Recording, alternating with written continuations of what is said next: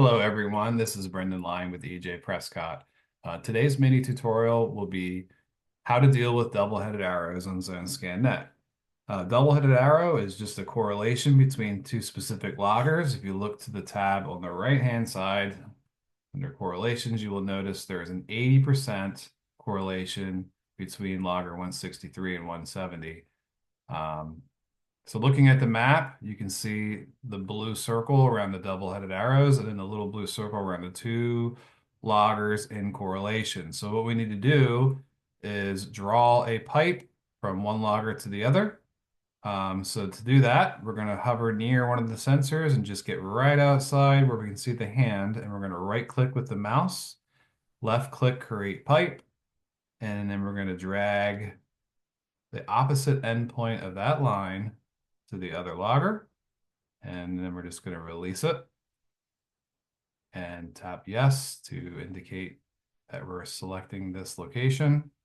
And now you can see that double-headed arrow has changed to a blister spot, which is the leak location. But before we go ahead and print the report to verify that distance, we need to make sure the pipe information is correct.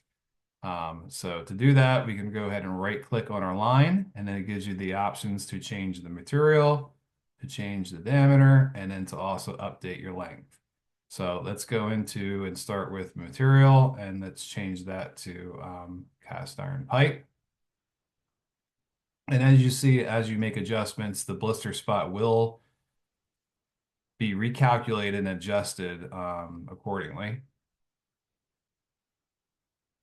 So now that we corrected the material, we want to go to diameter, make sure that's correct. That is 8 inches. And then lastly, right click again, and then we're going to left click on our pipe segment length, and we want to adjust that as well. That happens to be 466 feet. Select OK. And now we're pretty good, to the best of our knowledge, as far as pipe information. So now what we can do is go ahead and go to the printer on the top, select that, and then now we can tap correlation report. Go ahead and select open.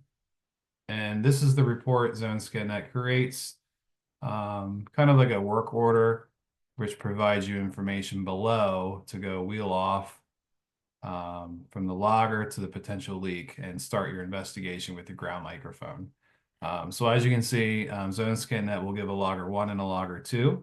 Logger 1 happens to be 163, logger 2 is 170, and then the distance to the leak from logger 1 is 197.6 feet, and the distance to the leak from logger 2 is 268.4 feet. So now all you need to do is wheel that distance off and start your investigation with the ground mic, verifying maybe it could be a service line or a lateral or, of course, the main.